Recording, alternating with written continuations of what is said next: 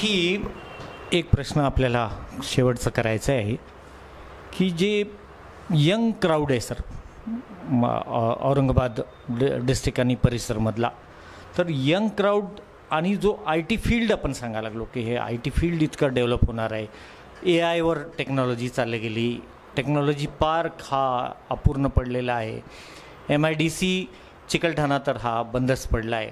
आणि एक मोठं नाव घेतलं जातं का रफिक झकेरिया साहेबांनी जो डेव्हलपमेंट केलेला आहे. तर आत्तापर्यंत जो इनिशिएटिव्ह आत्ताच्या मागच्या ज्या लोकांनी जे घेतलं आहे किंवा नाही घेतलेलं आहे आणि याची मर्यादा आणि याची स्पीड आणि इंडस्ट्रीज ज्याप्रमाणे वाढले त्याबद्दल आपला काय मत आहे, इंडस्ट्रीजवर काय मत आहे? इंडस्ट्रीजचा प्रॉब्लेमच आहे हे मान्य आहे. आणि इंडस्ट्रीजचा प्रॉब्लेम मिटवायचा असेल तर इन्व्हेस्टमेंट फ्रेंडली एन्व्हायरमेंट उभं करण्याची गरज आहे. लोकांना असं वाटलं पाहिजे की आम्ही जर इथे 4 पैसे लावले तर आमचे 10 पैसे तयार होतील, मग ते तुमच्याकडे 4 पैसे लावतील. बऱ्याचदा होतं असं की इंडस्ट्री लागायला लागली की लोकलचे टगे गुंड पुढारी आम्हाला पहिल्यांदा किती देणार मग आम्ही लावू देऊ इथून सुरुवात करतात. मग ते जे इन्व्हेस्टमेंट करणारे लोक असतात ते पळून जातात. नको बाबा, वाद होतो, पहिलेच पैसे मागतात, आमचं अजून कशात काही नाही, आम्हीच लोन काढून हे सगळं करायचा प्रयत्न करतो आहे, त्याच्यात ही मंडळी अशा पद्धतीची आम्हाला वागणूक देत आहेत.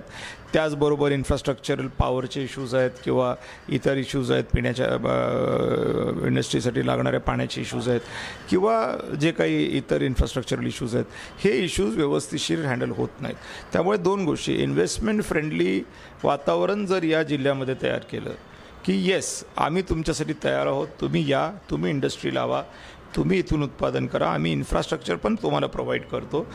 सर आणखी एक म्हणजे एकदम शेवटचा प्रश्न, का पूर्ण जगाला माहिती आहे सर की औरंगाबाद संभाजीनगर हे एक हिस्टॉरिक सिटी आहे आणि हिस्टॉरिकल सिटीच्या प्रमाणे त्या प्रकारचे रोड्स, त्या प्रकारचे त्या प्रकारची सुविधा एक इंटरनॅशनल नॅशनल टुरिस्ट जो असतो ते आहे किंवा नाही आहे, आणि तुमचं पर्स्पेक्टिव्ह आणि तुमचं विजन याबाबत काय आहे? डेफिनेटली हिस्टॉरिकल प्लेस आहे.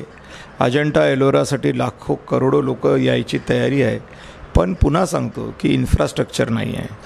आणि जसं बिझनेसला इन्फ्रास्ट्रक्चर लागतं, जसं इन्व्हेस्टमेंट फ्रेंडली वातावरण बिझनेसला लागतं, same principle goes for tourists also. कारण it has to be a proper presentation. There are lot of other things also. खूप वेगवेगळ्या गोष्टीत बंजारा समाज आमच्याकडे मोठ्या प्रमाणात आहे, ज्यांचे कल्चरल फेस्टिवल्स खूप वेगवेगळे रंगबिरंगी असतात. राजपूत समाज आहे, त्यांचे कल्चरल फेस्टिवल्स खूप रंगबिरंगी असतात. So we have a lot of cultural richness over here. Muslim लोक मोठ्या प्रमाणात आहेत, त्यांचे रिलिजन्स खूप चांगल्या पद्धतीने ते ज्यावेळेला फेस्टिवल असतात त्यावेळेला ते प्रदर्शित करतात. तो Diwali is there. So you know all these things are very very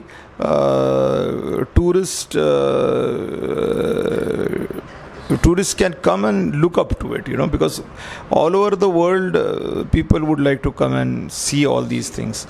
However, then that infrastructure needs to be there where all such things can be presented.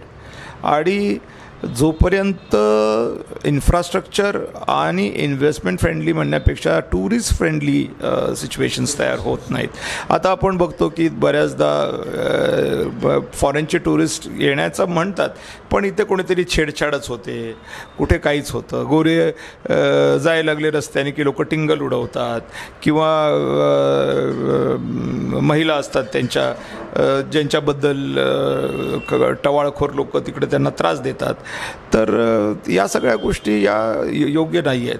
त्यामुळे रोड्स असतील किंवा भौतिक ज्या गोष्टी आहेत त्या तर गोष्टी डेव्हलपमेंटला अपुऱ्या आहोतच आपण, पण त्याचबरोबर आपण फ्रेंडलीनेस ज्याला आपण म्हणतो तर टुरिस्ट फ्रेंडली एन्व्हायरमेंट करण्याची आवश्यकता आहे.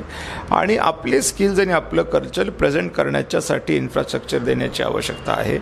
त्याचबरोबर जे काही बिझनेस करतात टुरिस्टबरोबर त्यांनीसुद्धा बिझनेस करत असताना हापापलेपणा करण्याचा जो प्रकार होतो, अगदी बसमधून उतरल्यानंतर रिक्षावाल्यापासून तर थेट 5 स्टार हॉटेलमध्ये एखादं शॉप असेल तिथपर्यंत जो एक प्रकारचा हापापलेपणा दिसतो त्याला आपण थोडंसं पॅसिफाय करून ओरिजिनल बिझनेस करण्याच्या दृष्टिकोनातून एक आपलं स्वतःचं इमेज तयार करण्याच्या संदर्भातलं सुद्धा काम जर झालं तर ते सुद्धा माउथ टू माउथ पब्लिसिटी होऊन लोक जास्त आकर्षित करण्याला कारणीभूत ठरू शकतं की इथे रिक्षावाले परेशान करत नाहीत, इथे हॉटेलवाले परेशान करत नाहीत, इथे दुकानदार परेशान करत नाहीत, इथे आपण खरंच चांगला हॉलिडे सेलिब्रेट करू शकतो, कमी पैशात आपल्याला चांगला हॉलिडे इथं सेलिब्रेट करता येऊ शकेल. अशा पद्धतीचं एकदा इमेज तयार झाली की आपोआप तिथं बिझनेस वाढणार. बिझनेस वाढला की 4 रुपये एका माणसाकडून घेण्यापेक्षा 5 माणसांकडून तुम्ही 2-2 रुपये घेतले तर 10 रुपये तुम्हाला मिळतात. या थोडंसं व्हर्टिकल वाढवण्यापेक्षा हॉरिझॉन्टल बिझनेस वाढवा. अशा पद्धतीचं मी म्हणतो की खासदाराचं एक असलं पाहिजे. उसका रुझान चाहिए इस तरह से कि इस तरह से चले. तो टूरिस्ट में भी बहुत पोटेंशियल है हमारे पास. बहरहाल उसको ठीक तरह से इंफ्रास्ट्रक्चराइज करके उसको टूरिस्ट फ्रेंडली बना के अच्छे से उसको पेश करने की ज़रूरत है. उसको एक मैच्योरिटी लाने की ज़रूरत है लोगों में भी कि ताकर कि हमारे पास 2 पैसा आ सके. तो ये था हमारा विश्व प्रवास की तरफ से हर्षवर्धन सर का ये पूरा रिव्यू. और भी बातें आगे होते रहेगी आने वाले हफ्ते में या 2-3 हफ्ते में. जो सर का आगे का रिव्यू रहेगा वो मिलता रहेगा. और बहुत ही अच्छा लगा कि जो सर के साथ हमने शेयर किया, जो विज़न अपने को 2024 का जो खासदार का जो इलेक्शंस है इसके बारे में मिला. धन्यवाद सर.